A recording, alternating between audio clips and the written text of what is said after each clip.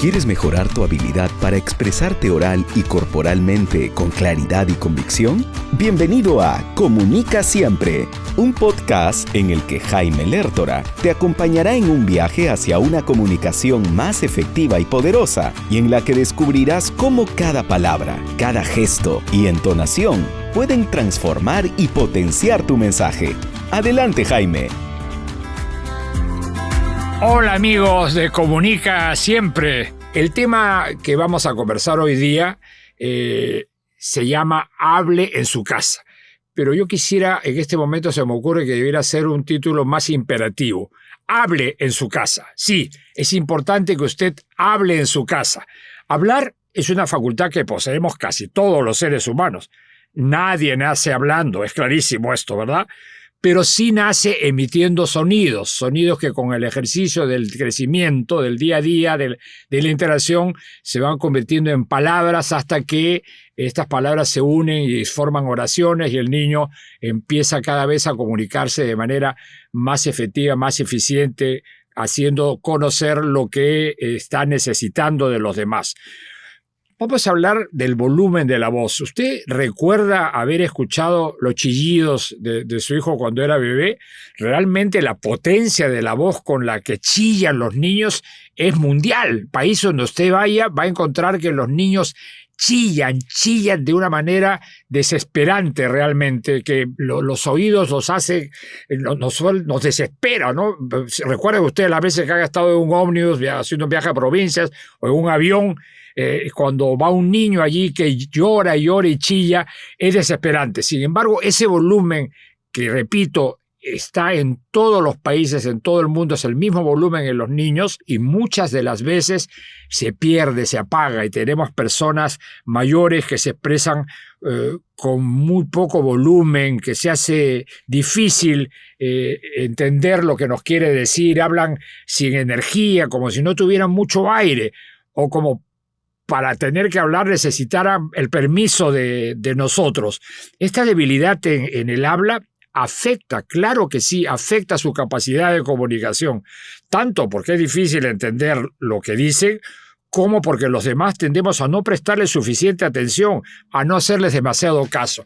Esta preocupación me la hizo saber en una reunión social una persona que se me acerca con su copa de vino y me dice así, escúchenlo. Jaime, hola, ¿cómo estás? Quiero hacerte una consulta, como tú eres especialista en estos temas de comunicación. Tengo una preocupación, sabes que mi hijo mayor habla muy bajito.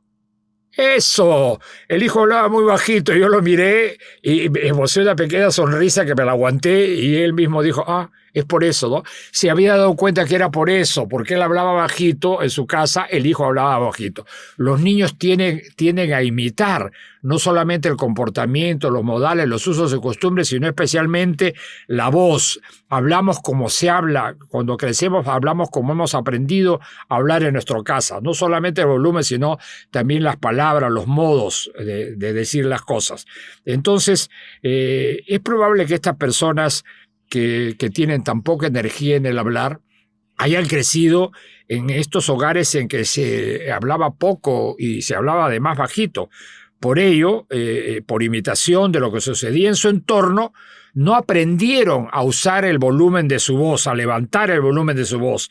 Y posiblemente, como no tuvieron esa oportunidad ni de hablar mucho ni de escuchar, también crecieron escuchando y aprendiendo un número limitado de palabras.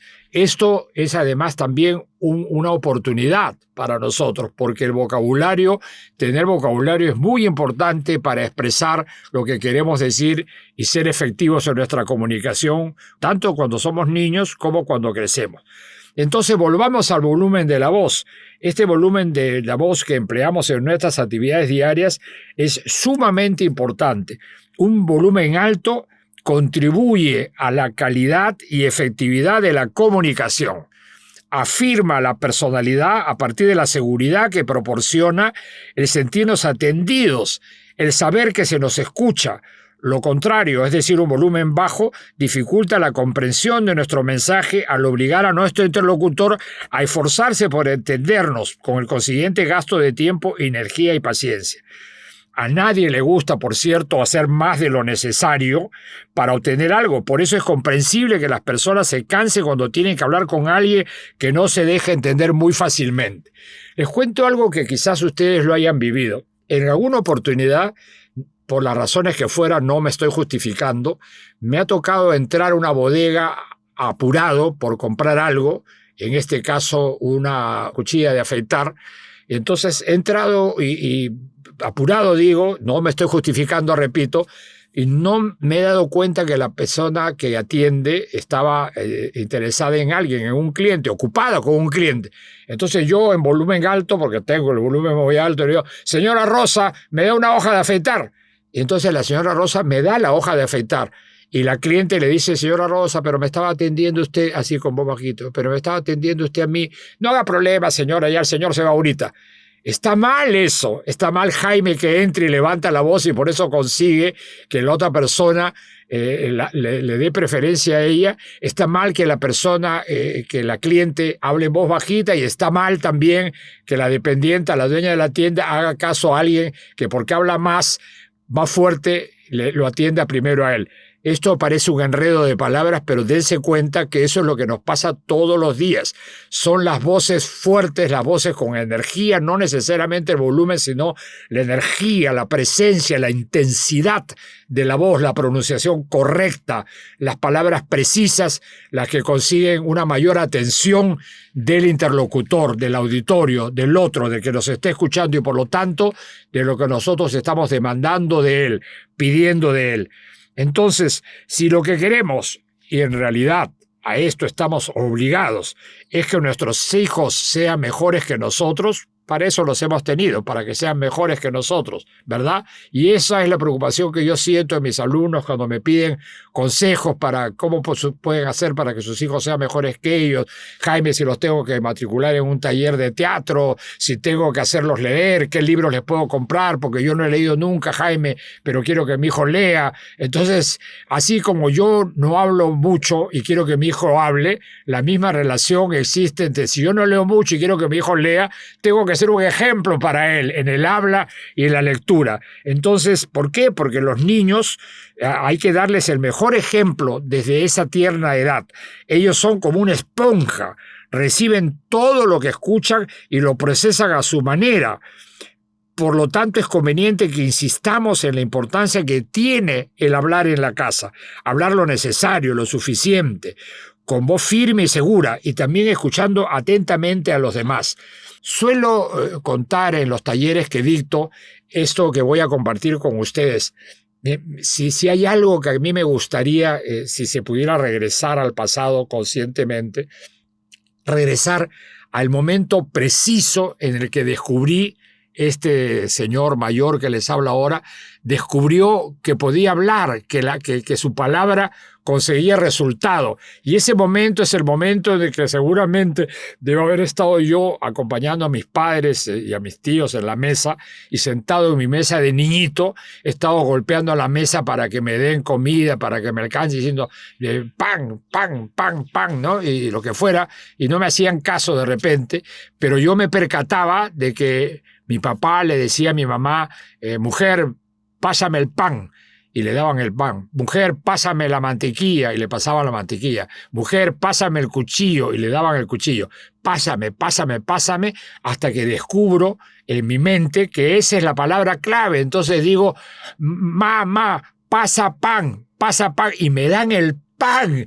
El momento de recibir ese pan debe ser la creación de la humanidad, debe ser el momento en que soy un ser humano que puede expresarse, construir una oración que consigue un resultado de los demás, y esa fuerza así descubierta, el ser que es consciente de ello no la pierde jamás, no la quiere perder jamás.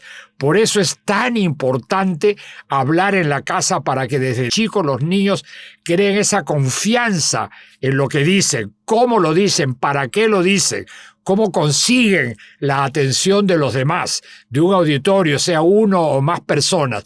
Es muy importante entonces que esto, insisto, nazca, se origine en la casa. En la casa. ¿Y cómo hacemos para que esto pase en la casa? Miren, tenemos un lugar en casa para dormir y lo llamamos dormitorio.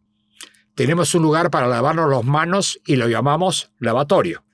Entonces, tenemos un lugar para hablar y lo deberíamos llamar hablatorio. Ese lugar lo tenemos en casa, no hay que invertir un sol en nada nuevo, porque es el lugar donde comemos, es esa mesa del tamaño que fuera, la mesa en que debiéramos obligatoriamente reunirnos todos los días al empezar el día. Nadie de ustedes me puede decir, ninguno de ustedes puede aseverar que no tiene tiempo para eso. No se necesita más de 5 minutos para intercambiar, como los he intercambiado yo al venir a este estudio donde estoy ahora grabando este podcast y decirles a los que están conmigo en mi casa, me estoy yendo al estudio de grabación a grabar mi primer podcast. Este es un primer podcast y entonces lo estoy compartiendo. Ellos saben dónde estoy.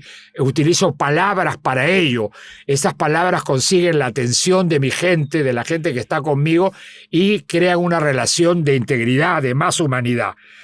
¿Por qué? Porque no estamos solos. Nosotros no solemos hablar solo, es un ejercicio que en otro momento conversaremos de él, pero ahora no, estamos hablando de hablar en la casa, de diálogo. El diálogo es un intercambio entre al menos 2 personas, por eso, para hablar hay que aprovechar estos momentos en que está reunida la familia.